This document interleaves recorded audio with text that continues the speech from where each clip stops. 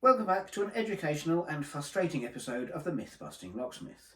Now, we receive many parcels, locks, keys, lock products, associated things, cans of GT85 spray, copper grease spray and so on. So we are fully versed in the best ways of sending and receiving packages. Now, if we were sending you a key, something like this, and I'll do a screenshot below for you.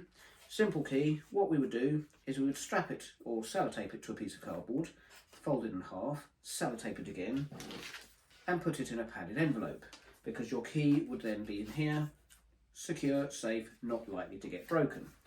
If we were sending you a series of keys, 1, 2, 3, 4, say, we would get one of these, we would fold it in half, little sealing tab over the top, we'd secure it with tape and put it in a padded envelope. If we were sending you a lock, we would send it in its original box, but we would also put it in a stiffer box, a more secure box, and we would send it off to you, and we would make sure that it couldn't get bent, crushed, cracked or broken. So, imagine my absolute frustration and insane rage when this, which was not a cheap tool, but a very effective tool, as you can see is quite long, came in the post and it was broken. Now, I have sent an email to the company saying your packaging was pathetic, it was an absolute waste of time, I don't know why you bothered. And we'll look at that in a second. But also looking at this, it's a very cheap and nasty design. This is how it should look. This is how it does look. And quite honestly, if they ask me if I want to have a replacement, I'm going to ask for a refund and say I don't want a replacement because it's a load of rubbish.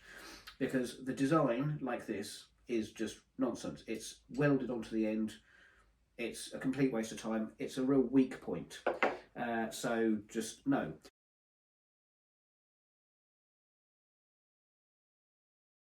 But having this, and I could bend this with my hand, which is a point we'll come back to, this is actually a very clever design, and this end also says quite nicely made. This was quite sensible. This is obviously designed for purpose, for going through a glass door or fire exit door and pulling the push bar, this part here, or hooking down.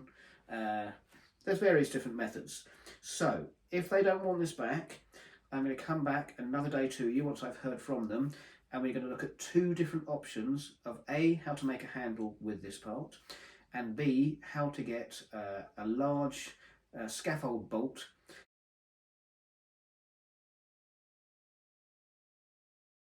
and drill a hole through it, and then try and bend this round the end so that the scaffold bolt, if you imagine this for a minute, will look like this, and it will sit like this, and then you will have your handle.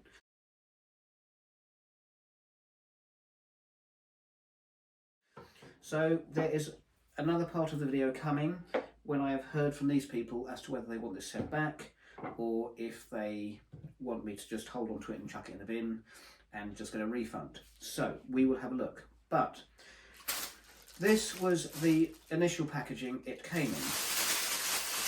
As you can see, a precision engineered tool in some cheap, nasty piece of plastic. And that came in the bubble wrap envelope. Now, this precision piece of metal engineering, bendable with my own hands, breakable as it appears, poorly made,